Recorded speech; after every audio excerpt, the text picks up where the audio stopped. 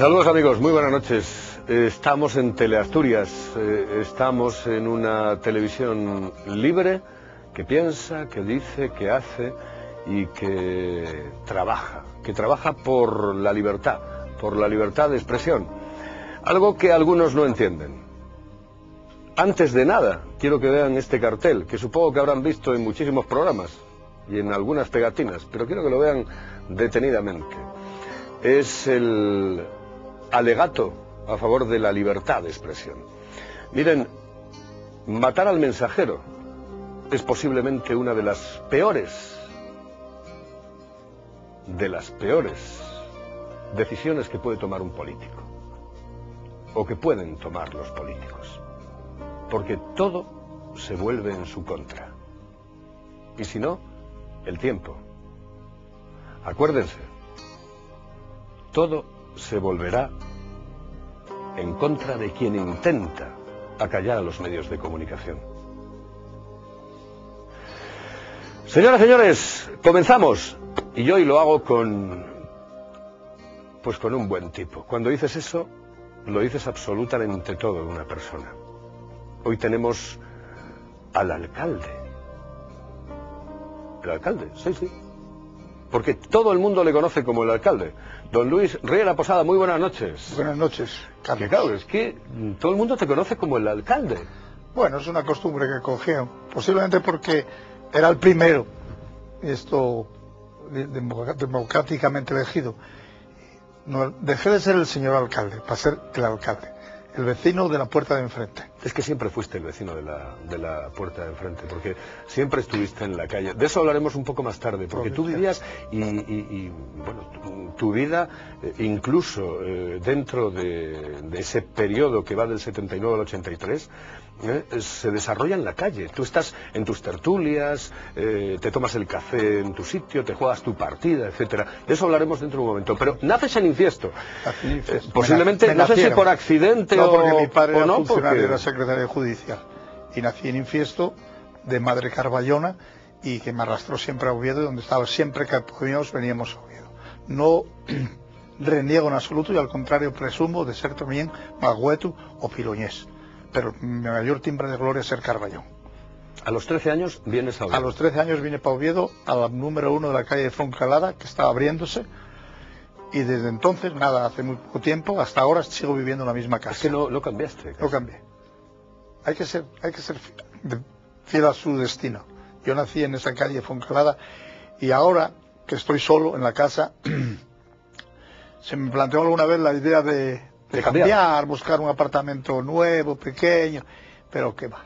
Te has dicho que no. Estoy alrededor de Foncalada, donde tengo todos mis amigos de todo género, desde la farmacia, la peluquería, todos, la confitería, toda esa gente alrededor, los del banco, es el pequeño núcleo que sigue existiendo.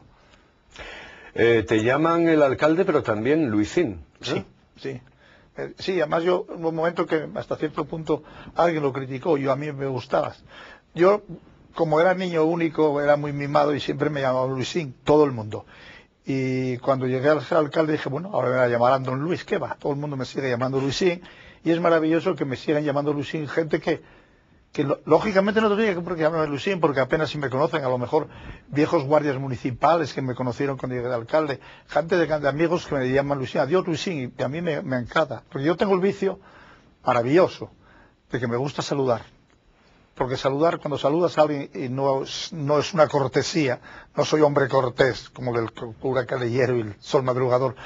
Yo me gusta saludar y que me saluden. Hombre, lo que me saluden mucho más. A veces cuando voy por la calle y no me saluda a nadie, me saludo yo mismo en los escaparates. Porque no hay cosa más bonita que saludar a la gente, que abrirte a él y que él se abra a ti y que te cuente su historia.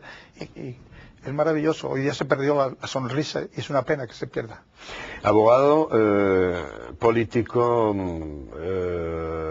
directivo del Real Oviedo, presidente del Centro Asturiano. Cuando llegas a los 13 años a la capital del Principado, ¿qué te encuentras? ¿Cómo es el Oviedo de aquellos años? Porque tú llegas prácticamente en casi en la Revolución del 34. No, sin casi. A los 3 días de esos estalló la Revolución y yo vivía en la calle Foncalada, a 2 pasos del cuartel de Santa Clara, que fue el centro más conflictivo. Tanto fue así que los heridos estaban en el Campo Amor y fue el ejército el que quemó el Campo Amor, para que no tiraran desde encima. Después lo otro lo quemaron los revolucionarios, quiero decir, mi universidad, la hacienda, el banco, la catedral, eso fue otra cosa. Pero yo vivía en Oviedo, que tuvo que renacer de sus cenizas. Estudié en una universidad que fue destruida, fui a una audiencia que había sido destruida, a una catedral que ha sido destruida, y a que no me destruyeron fue a mí, aguanté.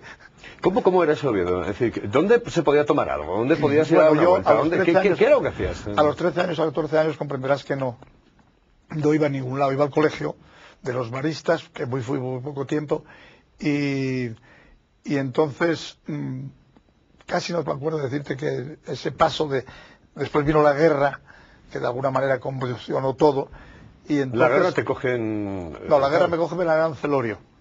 ¿Ah, sí? Sí, donde, claro, acabamos cercados por el hambre, porque habíamos ido de veraneantes. ¿Pero tú veraneas en Celorio? Siempre desde hace muchísimos años. Bueno, hasta que después de la guerra, pongamos ese hito del cual quiero olvidarme, porque hay que perdonar y que nos perdonen. Después de la guerra ya fui a vivir a Llanes, donde está entonces mi padre de secretario. Y entonces yo soy un llanisco estival, quiero decir, un señor que todo lo gana. Bueno, 63 o 64 años yo a ver a Llanes. Y tengo grandes amigos y quiero a Llanes, a la que no voy porque ha desaparecido aquel Llanes entrañable. Aquel Llanes donde veraneaba además mucha gente importante, ¿no? Gente del fútbol incluso. Sí, hombre, Renio Herrera, ¿me querías decir o qué? Renio Herrera. Pero Renio Herrera veraneaba en Celorio. En Celorio. Aparte de arriba en Celorio. En Romano, aparte de arriba del Romano, que era en la salida, sí. No, yo no tuve contacto con él. ¿No? No. En Celorio, bueno, el fútbol actual de Llanes, Billy, el hijo de Vilasio, que era un gran amigo mío. Oye, naces, por cierto, que eso se me olvidaba, pero naces en una casa que está enfrente de la casa, que no sé si denominarlo así, de Juan José. Sí. El difunto Juan José. El difunto Juan José. Era un gitano que vivía en un tendejón del ganado, el mercado de ganado que hay en el centro de Infiesto, en el paseo, y enfrente yacía. La coincidencia casi día a día del nacimiento del Pichurri, que era el hijo de Juan José, hermano del Morrudo, y toda esa gente, como eso, hizo que mi madre cambiara las camisetas y la ropa interior y las ropas, como el que me había comprado, con el Pichurri. Y Pichurri traía las pulgas y los piojos que tenía para mi casa, y así intercambiábamos, pero siempre íbamos. Yo lo consideré como un hermano, y así lo hice ver un día en el pregón de la Avellana, cosa que me sirvió que un día aquí, estando en Oviedo, ya alcalde, me llama la secretaria y me dice: señor alcalde, está aquí un hermano suyo. Yo no tengo hermanos. Y cuando dije, ¿dónde es el Pichurri? Aquello fue un espectáculo, un gitano que era muy grande, yo tenía muy buen tipo, muerto. Pues abrazándose a mí, pues fue muy bonito. Eso es lo que le pasa a la buena gente. ¿Sabes qué pasa, Luis? Que cuando uno piensa en Luis Riera, piensa en el tipo más cercano que existía en aquella época.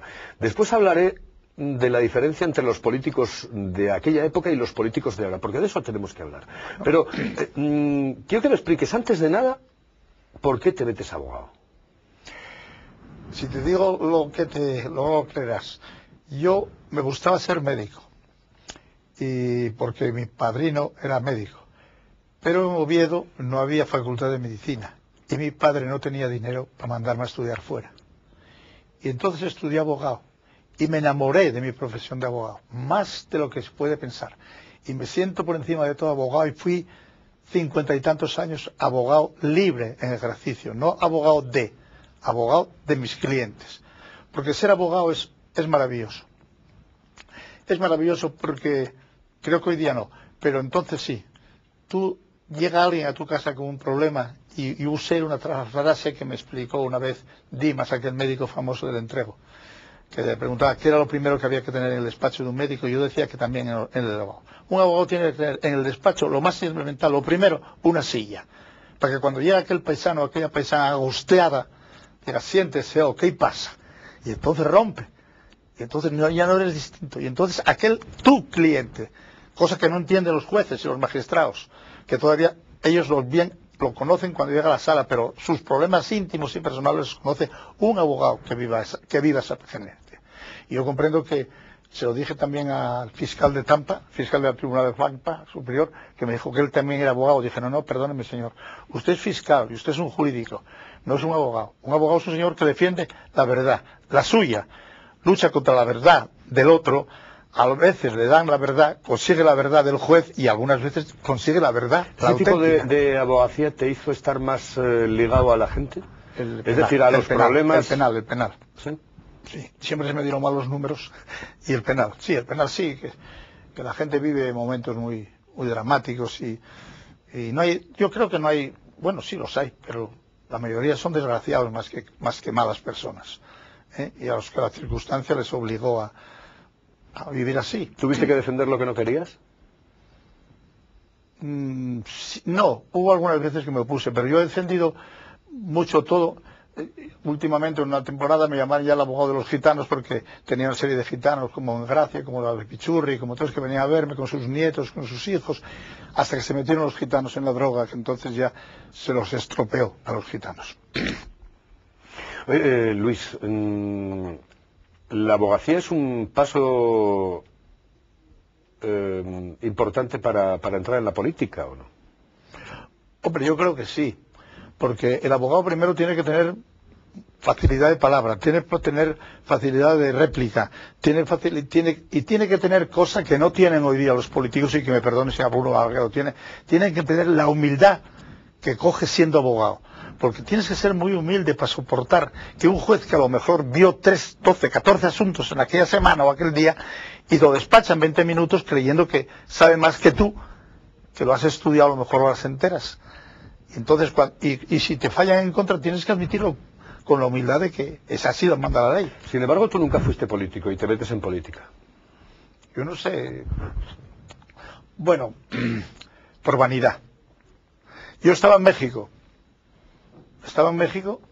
y me llamaron mis hijos y dijo, papá, suenas tú para alcalde de Oviedo. Eso fue lo primero que me enteré, sin estar afiliado a ningún partido ni a nada. Pero ¿cómo? Oye, ser alcalde de Oviedo, bueno, sí, de cabeza, y si me dicen hay que pagar también. Y entonces vine aquí y me enrollaron en el circo de las elecciones. Es bonito, hablas, discutes a un abogado, eso se te da bien, te preparan unos temas, vas a un pueblo, a otro pueblo, vas a defender. Es más, entré en la política como senador, como posible senador y como alcalde de Oviedo. Bueno, y aquello es precioso, y un buen día al final es un concurso, es un campeonato impresionante y ganaste. Y llegas a aquel momento, el primer día que abres la puerta de la alcaldía, te sientas en una silla y dices, soy el alcalde. ¿Y ahora?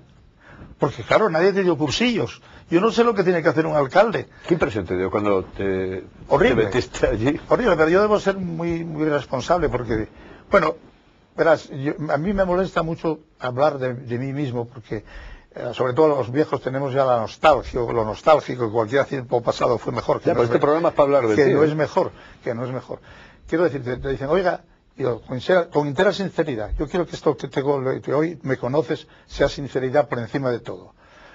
Yo fui a la alcaldía por vanidad, porque chico, ser alcalde de Oviedo, no de cualquier otro sitio, ser alcalde de ese pueblo que tú quieres, ser alcalde de la ciudad por la que tú más hiciste, donde naciste, donde te enamoraste, donde te casaste, donde tuviste hijos y donde han muerto tus padres y tu mujer. Ser alcalde de Oviedo es lo más, por orgullo, por vanidad. Y ser alcalde, porque yo soy de los que soy asturiano y por lo tanto loco, vano y mal cristiano. Pero quiero presumir también de cristiano porque hoy día... Pero tú eres muy creyente. ¿O muy creyente o...? Tengo la capacidad de soportar las dudas. Que ya para mí la fe es la capacidad de soportar las dudas. Y hay de aquel hombre que diga que no tiene dudas, porque no lo creo. Lo maravilloso es tener dudas. Dudas en cosas tan importantes o tan poco importantes como dices, hágase tu voluntad. Rezo el Padre Nuestro todos los días.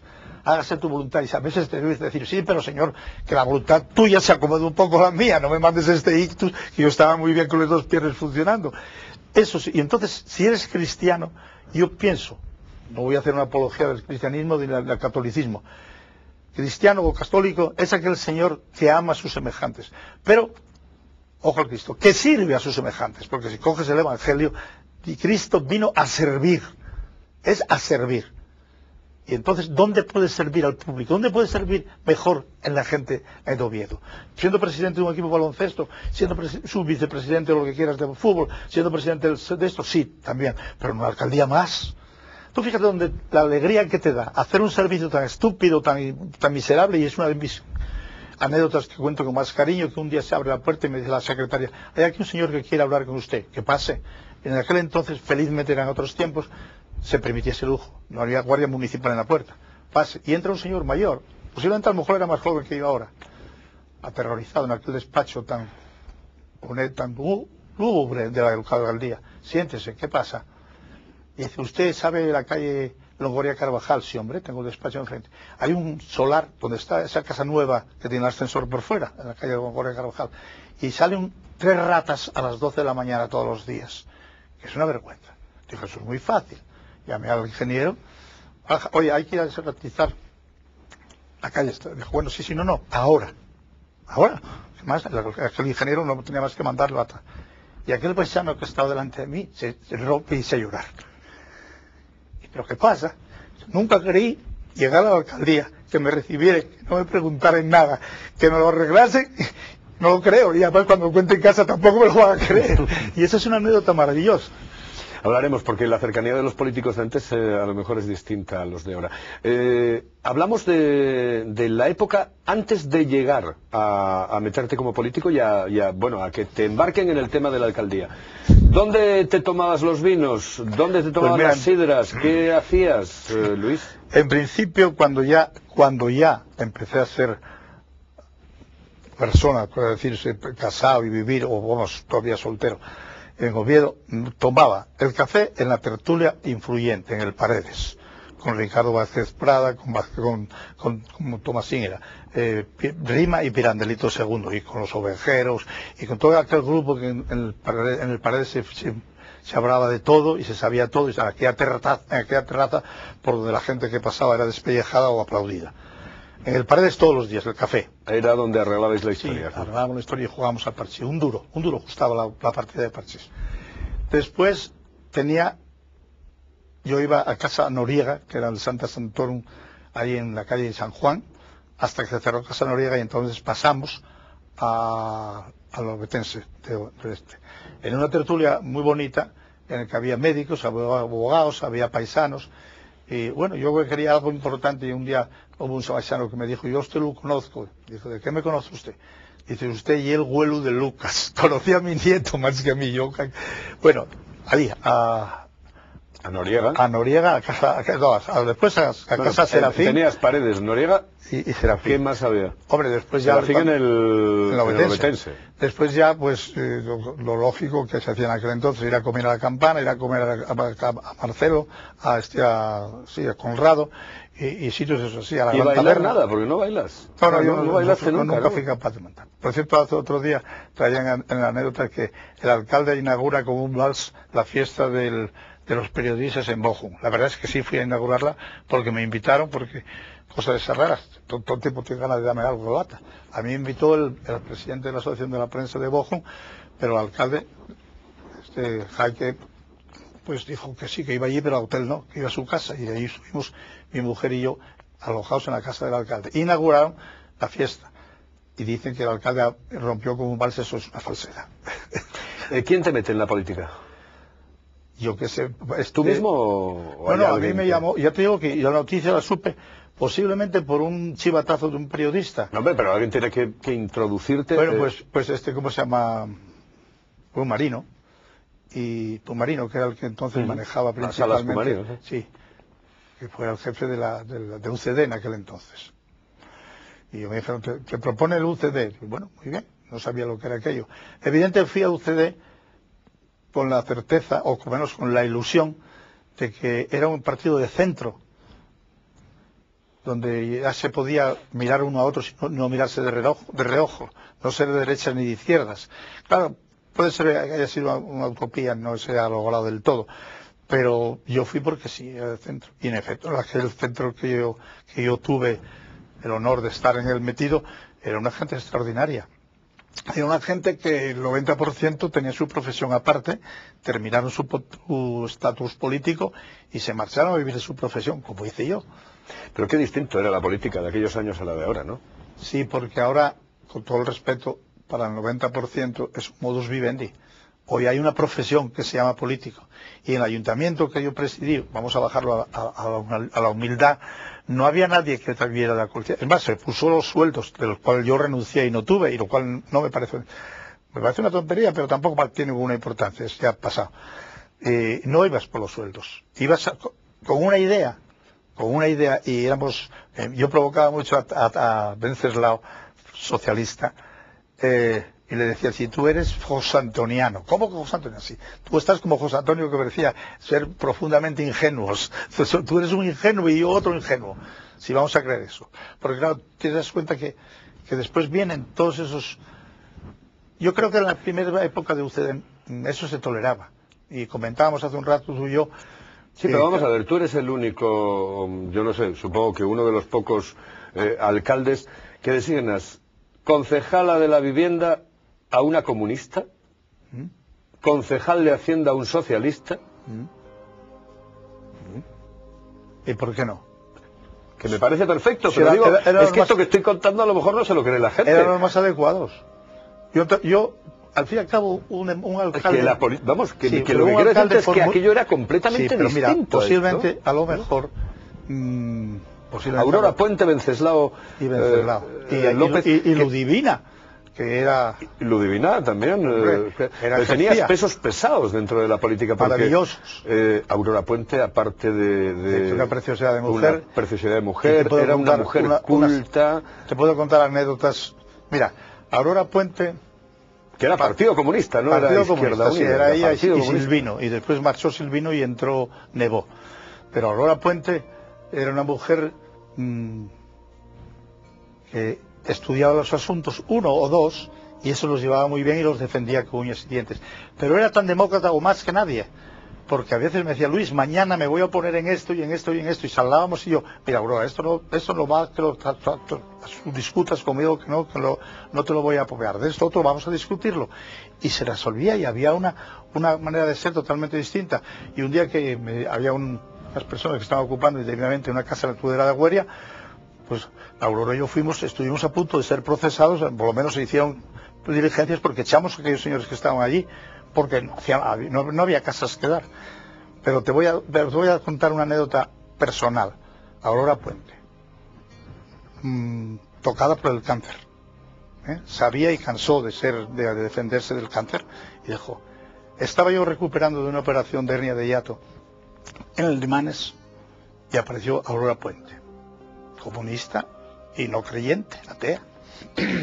Estábamos mi mujer y yo, empezó a hablar conmigo, dijo, hombre, tienes pleno. Dijo, lo primero es un amigo, Luis, deja el pleno que ya se me enterará. Pero al marchar me dijo algo que puede que me emocione todavía al recordarlo. Al marchar me dijo, ¿vosotros qué queréis pedir por mí? Qué impresionante, la verdad es que es otra historia, es que es la otra cara de la política completamente distinta. Claro, porque por ejemplo, esta otra distinta, la anécdota que conté yo muchas veces de la ópera. La ópera era elitista en aquel entonces. Iban las señoras y los señores, las señoras a lucir un vestido en cada ópera, una joya distinta, y iban la sal o la élite. Y entonces alrededor del Campo Amor se contaba la gente del pueblo, a ver los que entrábamos y salíamos. Y al primer día que se entró la ópera, yo como alcalde le di una entrada a cada uno de mis concejales para que fueran a la ópera. Y entraron entre aquella gente Ramiro, el peluquero, vestido smoking correctísimamente como es, y Aurora Puente con un traje negro de esos atravesados, que era un espectáculo. Y se oyó un comentario que yo recogí. ¿A dónde vamos a parar? Una comunista y un peluquero en la ópera. Ay, Dios mío, es que es otra historia, claro. Cuando recordamos estas cosas aquí Del cielo a la tierra y las recordamos en la voz de Luis Riera, nos damos cuenta de que mucho han cambiado las cosas, ¿no? Sí. Pero qué bonito, qué anécdotas. Señoras y señores, no se vayan. Vamos con publicidad y volvemos en un instante, porque nos tiene que hablar de muchísimas cosas, ¿eh? En un instante, aquí, en Del cielo a la tierra.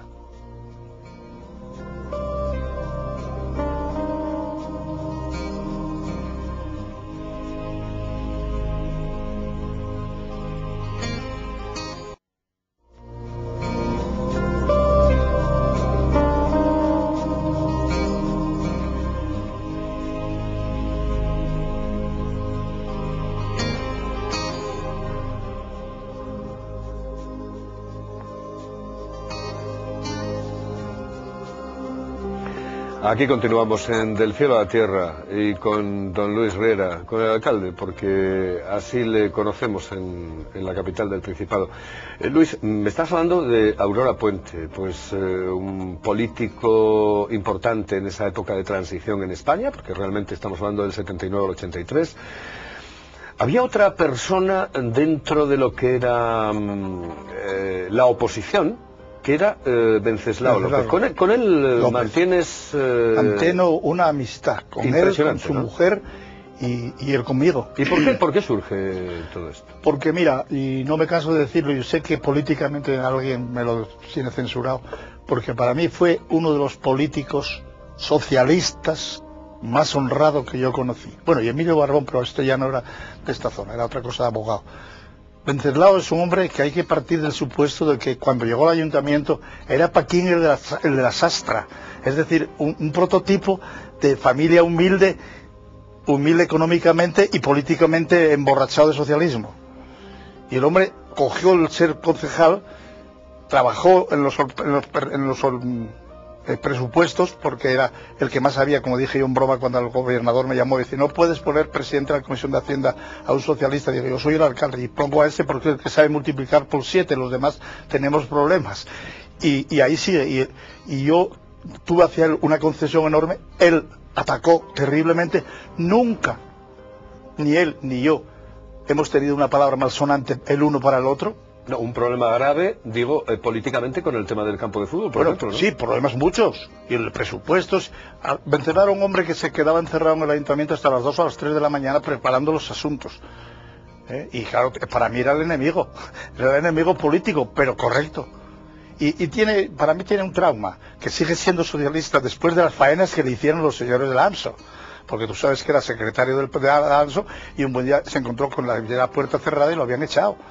Pero él sigue fiel y me parece que ahora en esa resaca que hay de socialistas de la AMSO va a volver, de no sé qué cargo. Bueno, para mí Venceslao, un caballero ejemplar, eficaz, eficiente y honesto. Las conversaciones que se mantenían, por ejemplo, entre el alcalde y los miembros de la oposición eran distintas a las que se pueden mantener en estos tiempos. Sí, eran distintas, pero nunca llegaran a la virulencia que hay. Tú sabes que hasta el año pasado, que por razón de mi enfermedad no se hizo, todos los años nos reuníamos en abril a celebrar una cena en conjunto. Todos los que habíamos formado la corporación anterior, socialistas, comunistas, del PP y de Unión de Centro. Y era maravilloso estar allí reunidos y hablar de las faenas que nos hicimos y aquel día que nos reunimos. Hombre, tú te das cuenta que, por ejemplo, que yo no puedo considerar ofensa de ningún género que un día en pleno del ayuntamiento aparezcan unos paisanos vestidos de ratones, con unas caretas de ratones. Y yo, en plan serio, dije, por favor, esos payasos que se marchen. Dijo, no somos payasos, somos ratas auténticas de Ventanier. Y yo dije, bueno, tenéis mucha gracia, venga, ahora ya lo hiciste y podéis marchar. Y estuvieron encerrados, por orden de Venceslao y aquellos, en los retretes del ayuntamiento, Bueno, ¿qué vas a hacer? ¿Una tragedia de eso? Pero ¿cómo eran las conversaciones que manteníais fuera de? Es decir, no de cara al se discutía y se discutía abiertamente según Pero las relaciones eran excelentes. Cordiales de todo. Vuelvo a repetirte que nos seguimos reuniendo 25 años después. Es decir, nos reímos de aquella vez que dijiste y aquella otra vez que me hiciste esa faena y tal. Hombre, es lógico. Es como si pienso que será casi una cosa parecida a la que puede ser un señor que haya jugado en el Oviedo después en el Sporting o cuando se juega. ¿Qué estuvo más a punto? ¿Luis Riera de irse a los socialistas o Venceslao a los de UCD? No, ninguno de los dos. No, yo tengo una cosa posiblemente temperamental que no me va. El socialismo que se predica ahí. Me predica, voy a un pluralismo y una cosa distinto. El socialismo de actual, y no quiero entrar en política, nada más lejos de mí, eso terminó y felizmente. Y Pepe... Yo estaba en el centro. Es decir, yo soy de aquellos que consiguió lo que decía Alfonso Guerra, que debía estar en el centro muy lejos porque todos van para allá y ninguno llega. Bueno, pues yo cuando vi que se acababa el centro, se acabó. ¿Cuál fue el problema más importante que tuviste como alcalde? Pues el del agua. El del agua, que claro, leído ahora y dicho ahora, pues la gente no lo comprende, pero eso es que a las 2 de la mañana pongas a abrir el grifo y no haya, y a las 2 de la tarde tampoco, y que hayas cortado el agua todos los días, y que no haya más que subir agua a calderados para los pisos de arriba, y que no se resuelva, y que no, algo tan elemental como el agua. A mí me hace gracia, Y es una anécdota también de que ahora, por ejemplo, parece ser que dijo la ministra, no lo sé, que había que limitar el uso del gas, del consumo del agua, porque tal cual. Pues en mi época sacaron a colación y dijeron que había sido idea mía, seguramente me la sopló alguien porque a mí no se me ocurren las ideas. Y en aquel entonces dije, no tiréis de la cadena si no merece la pena. Porque había algo raro el consumo del agua, es que tú vas a una casa y tiras una cisterna de agua y quedabas sin agua para el día siguiente. Y entonces, no, oye, por Dios, cuando sean aguas mayores, o sea, no tiréis de la cadena si no merece la pena. Y es que aquí se va a entrar a la ministra, pero no me lo admitieron. El tema del campo fue controvertido, ¿no? El campo de fútbol. Bueno, sí, ¿no? el campo, eso fue un caso auténticamente político.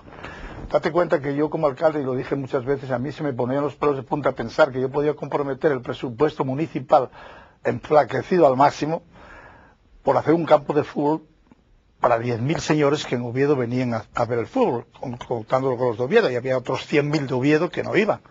Y dejar sin otras cosas, calles, acentras, bueno. Eso, pero políticamente venía impuesto. ¿Por qué? Pues porque había 13 ayuntamientos, todos del PSOE, que hacían el Mundial, y había que machacar el ayuntamiento de Oviedo, que era el único de España que podía llegar al Mundial. Hasta llegó a decir por un concejal de Oviedo, cuyo nombre no hace el caso, en un pleno aquello famoso, que dijo, ¿y para qué queremos un Mundial en Oviedo si lo hay en Gijón? Para eso es meter en los dedos del ojo a los hinchas, ¿no? Y eso es algo que no perdonó a algunos amigos míos nunca Venceslao, que se haya opuesto. ¿De verdad? Sí, sí. ¿Perdiste alguna amistad por eso? No, yo no. Hay amigos míos que me siguen diciendo que cómo defiendo a ese señor y no había sido él, había sido el partido, Álvaro Cuesta, que el que lo puso. Bueno, el ayuntamiento necesitaba hacer un presupuesto extraordinario. Para un presupuesto extraordinario había necesidad del pleno absoluto. No podía ganar con 14-13. Y yo prorrogué todo lo que pude hasta que llegó un momento que vi que ya no podía más y hablamos plenamente, Venceslao y yo, y se lo planteé. Dije, mira, hemos llegado ya hemos ido a la expropiación. No sé si te recuerdas que conté la anécdota, íbamos a expropiar y había un paisano que no quería vender el tracín que tenía allí y dije, no hacemos nada. Pues tiene un cacho muy pequeño, sí, pero ya es donde se van a tirar los penaltis y ahí no hay manera de hacer un campo de fútbol. Entonces nos planteamos el tema. Como se planteaban las cosas, volvemos a lo mismo. Dije, mira, en este momento yo tengo que hacer el Mundial. Políticamente y por la ciudad de Oviedo necesito el Mundial. Y lo hago con el presupuesto ordinario. Pero entonces se quedarán sin arreglar las aceras. Se quedan 1 año, 2 años. Pero yo hago el Mundial, te lo digo. Y entonces hablamos y me dijo, bien, aprobamos el presupuesto extraordinario, pero sin vencedor ni vencido, sin vencedor de vencido. Yo digo, ¿se aprueba? Vosotros decís sí, y se acabó. Y así se aprobó, después de muchos plenos en que no hubo bofetadas de milagro.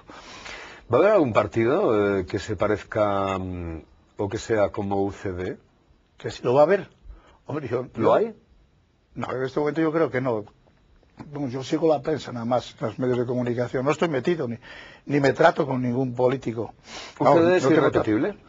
¿Es irrepetible? Sí, es irrepetible porque el tema de fútbol que dice, porque es irrepetible tener una selección de fútbol como la que había antes. Los jugadores juegan de otra manera. Aquí Kazuku, Gallarla, Garralita y Emelinse, una delantera que no haría nada en las delanteras de ahora. Entonces habría que hacer un equipo distinto. Yo no lo sé, es distinto. Hombre, mira, la lucha de partidos, yo, por razón de mi cargo en aquel entonces, era el alcalde más importante, y te contaré esta anécdota, era el alcalde más importante de UCD en España. Así como suena. Solamente había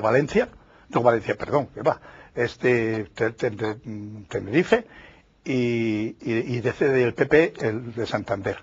En las reuniones que nos reuníamos los 20 principales, porque claro, entonces había que ir a Madrid a todo, no había la delegación de funciones ni de delegación de nada, había que ir a los ministerios de del otro y de más allá. Entonces yo me reunía con 20, que llamábamos los 20 principales. Y después había los 7 magníficos, que eran Madrid, Barcelona, Sevilla, Bilbao, Valencia, Zaragoza y yo. Y esa era la cúpula, que estábamos unidos porque éramos 7 alcaldes que queríamos dinero para los ayuntamientos. No apuntábamos de ningún color, era dinero para los ayuntamientos. La cosa así que un día discutiendo con el alcalde de Zaragoza, José María, estábamos reunidos los 7 magníficos, que éramos amigos puesto que nos reuníamos a lo mejor 2 veces al mes. Y se enfadó porque yo me oponía y tal, y me dijo, pero bueno, yo no sé qué ataque el alcalde de Oviedo. y quedamos todos un poco parados, sobre todo todos, porque éramos amigos. Aquel es bruto. Y a veces el que dices, tú siempre estás contando chistes, a veces un chiste o una boutade que dicen los franceses resuelve un problema duro. Y en aquel momento se me ocurrió, no sé por qué. Dije, ¿en tu pueblo cómo considera la importancia de la alcaldía? ¿Por el número de habitantes? Dijo, naturalmente. Dije, pues no, en Oviedo es por la categoría del alcalde. Y la carcajada fue real. Y dijo, bueno, me dijo, vete a la... Y se acabó, ¿entiendes? Claro, en aquel momento yo estaba allí porque representaba eso. ¿Cuál fue el mejor político que conociste en tu vida?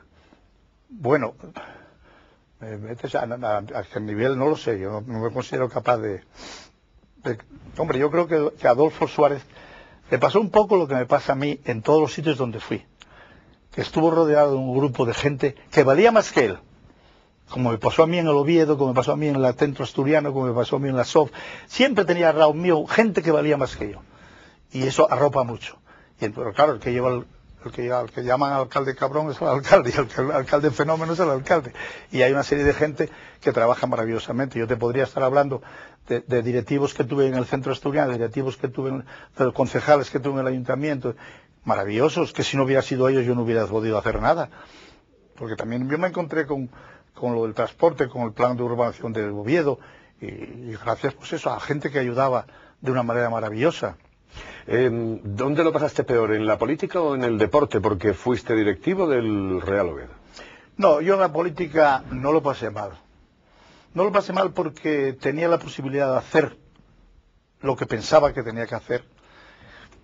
Y tenía la ventaja de ser responsable directo de lo que se hacía. Y entonces, no cabe duda que el alcalde de cualquier sitio es el que más sabe del tema que se está tratando, porque lo vive. Y yo recuerdo pues cosas de esas que a la hora de tomar la decisión tenías que tomarla tú. Eso es lo que decíamos antes, que te abres la puerta del ayuntamiento y dices, soy alcalde, y eres tú solo el que tiene que resolver aquello. Oyes y resuelves. Transporte, municipalización de transporte de Oviedo. Era un desastre. Habían intentado y se había presentado distintas cosas y presentó TUA, para mí desconocidos, porque era un grupo, transportes urbanos asociados, que aquí en toda Asturias, que no sabía yo qué era. Me vino al sopla de que ahí estaba Cosme y lo llamé a México. Pepe, ¿tú estás en este? Sí, vale, pum. Y ya lo habíamos intentado dar a otros señores, y tuvo que el concejal, que era Bango, le dije, Bango, mañana se da a TUA. Oh, ¿verdad? Tengo hecho estudios, tengo un resto, pero si ya tenemos otro, es igual. Y se dio a TUA y se municipalizó, y ahí está desde hace 25 años o 26 años funcionando. ¿En el Oviedo lo pasas peor? Bueno, sí, porque en Oviedo defendías, primero, de la falta de pesetas, y el segundo, de los resultados. Yo tomé 3 veces responsabilidad en el Oviedo, directivo, en total. Fue cuando Bango al final, bueno, nosotros era directivo y actuábamos de una manera o de la otra. Recuerdo como anécdota que una vez que entré en la directiva del Oviedo, el primer asunto que se trató era hacer cesar a Herrerita, que le daban 500 pesetas como tercer entrenador o cuarto entrenador del Oviedo. Y yo dije, bien, si se hace esa solución, la cosa es fácil, yo ahora mismo me marcho. Ya no se le pueden disputar 500 pesetas a un hombre como Herrera. Bueno, hubo un pequeño lío y acabaron manteniendo. Eso, el pobre Herrera me lo pagó con creces porque se hizo el más famoso amigo mío. Tanto es así que lo llevé a la inauguración del campo de fútbol, el Internacional Fútbol, y dice, Luisín, vengo porque me llamaste tú, pero no hay quien aguante, déjame marchar. Y marchó en el descanso. Entonces era distinto, eras 8 amigos, 12 amigos, unos que ponían perras, yo no, porque no las tenía, pero que avalábamos. Y si se enterara mi mujer, supongo que se habrá enterado una vez, de que yo avalé en unas listas enormes, pero que Dios sabía que lo iba a pagar Bango, que lo iba a pagar Bango y Evelio y gente que tenían dinero, que fueron los que lo pusieron. Pero, hombre, ¿tú concibes la idea de que hoy día un directivo de cualquier equipo le proponga como fichaje el de Carlos, que vino aquí? Bueno, me recuerdo perfectamente de aquello porque yo estaba haciendo información, pero además me acuerdo perfectamente de aquella historia. Bueno, pues Carlos se propuso el fichaje de Carlos. Propuso el fichaje de Carlos Miera, de Carlos y de Sañudo. Carlos había andado rebotando por distintos partidos, y Sañudo, con 30 años, había bajado el Racing de Santander. Y le planteamos el tema a Miera. Oh, no, pero hombre, si hay uno que nadie lo quiere ya, de que lo echaron, y el otro tiene 30 años para bajar. Bueno, fueron los dos pilares de aquel año. Sí, sí, me acuerdo. Entonces estaba yo en aquella oficina pequeña que tenía Bango, cerrada ahí en la calle Comandante Bruzo, y una hora y otra hora discutiendo con Carlos el fichaje. Discutiendo porque Carlos quería 500.000 pesetas más al año, no un día. Y Bango no. Y yo ya agotado, pero Bango sí, vamos aquí 2 horas, hombre, por Dios. Y entonces Carlos, que es muy listo, dijo, presidente, si meto 20 goles, ¿me das 500 pesetas? Y digo, sí, si metes 20. Y metió 22. ¿Cómo se llama un fútbol? Pues así. Hoy día, pues mira, no sé bien. En este momento que el Oviedo gane todos los partidos que quiera. A mí me mataron ya la afición al fútbol. Lo padezco. Oigo lo del Oviedo por el teléfono, por la radio. Y me conformo a ir a ver jugar al Universitario B, donde juega un nieto mío. Pues, lo demás, nada. Luis, ¿cómo se vivía, por ejemplo, ser alcalde, salir a la calle todos los días? Sí. Pero, o sea, estar jugando la partida, estar tomándose el café, no era una brasa la que te podían dar, pues la gente que te veía todos los días. Todos los días. Y hubo veces en que tuve que hacer algo que me molestaba, que era llamar a Artemio, el chofer, y decirle, Artemio, ven a buscarme a casa, desde Foncalada hasta el ayuntamiento, porque si no, no llegaba al ayuntamiento. Porque me paraban cientos de personas y yo... Ahí tengo una anécdota, esa, ¿me permite que la cuente? Fue de las mejores. Yo alternaba abogado y alcalde. Mis compañeros de despacho, Fernando y Roberto, cumplían y, bueno, trabajaron como leones y yo trabajaba. Y además, yo iba a juicios al Buarque, donde fuera, alternando con la alcaldía. Y normalmente, pues a lo mejor me encontraba en la alcaldía y me llamaban del despacho, Luis, tienes que bajar a la audiencia porque hay un pleito que nosotros no podemos ir, ese asunto que ya sabes. Y yo paraba la audiencia, el ayuntamiento, y bajaba corriendo por la rúa y me ponía allí, celebraba el juicio, corriendo volvía para allá. Bueno, pues una de esas veces que iba y venía, al llegar a la altura de la Vala Esquina, me para don Leoncio del Valle, que entonces era ingeniero jefe de industria de Asturias, señor serio, que tenía una fábrica tenía unas tiendas de armería y de bazar. Un momento, alcalde, hablando así serio, diga don Leoncio, tengo que ver, vaya cuando quiera. Yo iba lanzado porque no tenía tiempo más. No, ahora, pero cuando quiera, que no necesita pedir hora, va a la hora que quiera y me ve y lo recibo. No tengo que ser ahora, porque tengo que hablarle de un asunto. Pero bueno, don Leoncio, pero bueno, antes, es que verá, yo tengo una fábrica, ay Dios mío. Ahora dijo, deme el número del expediente y cuando vaya ya lo miro yo. No, hablamos ahora. Coño, el ingeniero jefe de industria me para y yo no podía decirle vaya a otra. Y bueno, don Leoncio, dígame, es que verá, se habían metido conmigo en el periódico, una cosa. Es que tengo una fábrica de cortes de manga. Y que eso te lo diga un amigo, pero que te lo diga don Leoncio, no me diga don Leoncio. Sí, y mire, tengo cortes de manga así de grandes, tengo cortes pequeños, tengo cortes de manga de esto, tengo... Bueno, don Leoncio, muchas gracias y ten en cuenta asuntos. Bueno, claro, fue un éxito. Cuando yo llegaba aquí a reuniones de alcaldes de España, que de los 20, les conté eso y a la semana siguiente me llamaban, Luis, mándame una docena de cortes de manga grandes y otra docena de cortes pequeños. Y o sea que se vivía más o menos bien, lo que pasa es que la brasa era grande. Digo, la brasa que es como dicen los chavales... Sí, pero vuelvo a repetirte, es que a mí... Yo en realidad, una vez... Que tú no podías vivir sin irte a la cafetería, sin irte a las síderas... No puedes dejar de ser, no se trata de ponerse detrás de una mesa. A mí una vez me dijeron, por primera vez oí el verbo, en verbo. Dije, no vayas por Ventaniellos que te hostien. Pero nada más. Pero no fue bravo. ¿Te dijeron eso? Sí, una vez, pero no pasó nada. No pasó nada. Y un día sí, una vez fue violento porque era un grupo de Ventaniellos y estuvieron a cena enfrente de mi casa insultando de verdad y tirándome cortes de manga y había gente que tal y bueno, no digo las demás personas que había por ahí por segunda fila y aquello me impactó porque estaban mis hijos que eran pequeños viéndolo, pero fue un momento. Hoy día me encuentro con 2 de esas personas y nos damos la paz en la iglesia y es maravilloso. ¿Por qué? Ellos cumplían en aquel momento, porque además no tengo vergüenza, eran 2 religiosos ursulines que estaban en la movida de Ventaniellos. Cuando están en la movida de Ventaniellos hay que ser arrasé, no se podía ser, y eran las primeras, eran las las pioneras de insultar y de aplicar, porque si no, ¿qué les va a hacer caso a unas monjas si iban como agua bendita a Ventanilles? Y esas mujeres pues las veo ahora y nos vemos y nos damos la paz en la iglesia y nos besamos en el carrillo. Es precioso, es precioso. Una de esas mujeres que me machacó políticamente bastante en política y sigue siendo política, una ilustre abuela, me dijo: no, Luis, tú eres distinto, a ti te quiere todo el mundo, dice ella en un momento de expresión, hasta te quiero yo. Se me hará que darte cuenta. No sé si eres bablista, pero sí. A mí lo primero que me hiciste fue darme este papel. Sí, dice, precioso. Una loanza del bable, dice: gústesme porque yes prove tan provina como viella, fala dulce de mi Asturias, encanto de la mio tierra. Gústesme porque humildina como la humilde violeta, que non piensa en ser carballo, un pino, un clavelera, vives como fai 1000 años escondida en las aldeas, sin apetecerles gales, nin codiciar la riqueza del tofiu el castellano, que te escarnece y desprecia.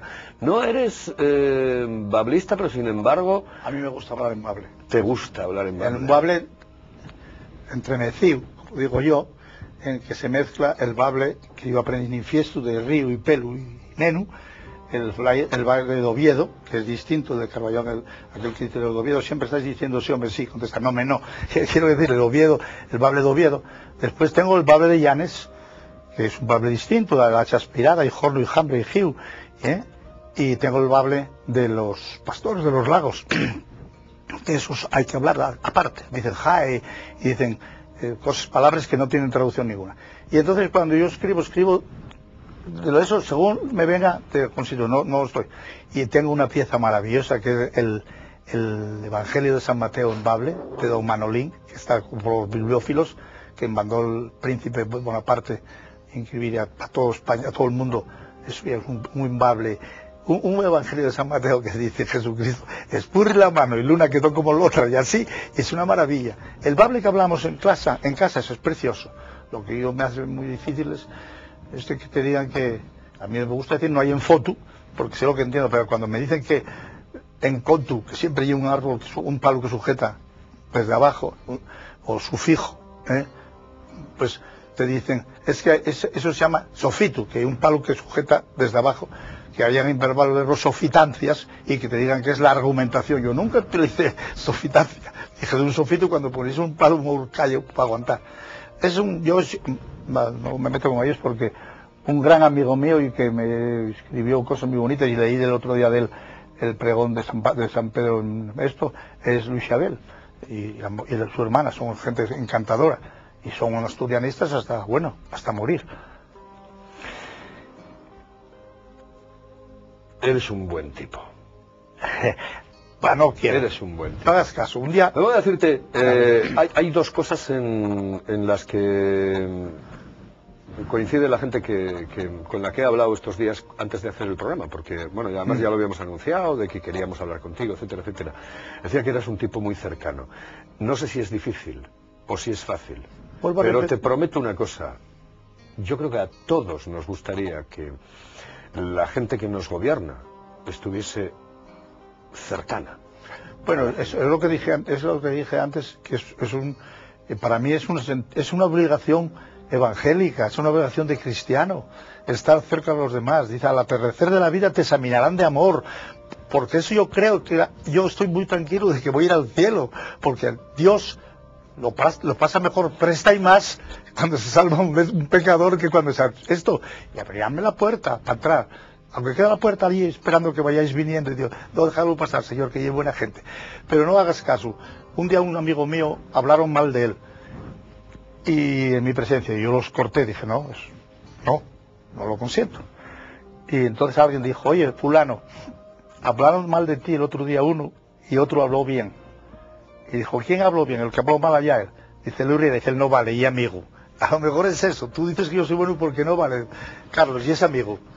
Luis, este programa se llama Del cielo a la tierra. Es un programa que, bueno, pues intenta poner personajes distintos, absolutamente distintos, y que hace un poco referencia a lo que es la frase esa de, bueno, es una diferencia como del cielo a la tierra. Bueno, esa es una de las acepciones que tiene, y por eso le puse el nombre del programa.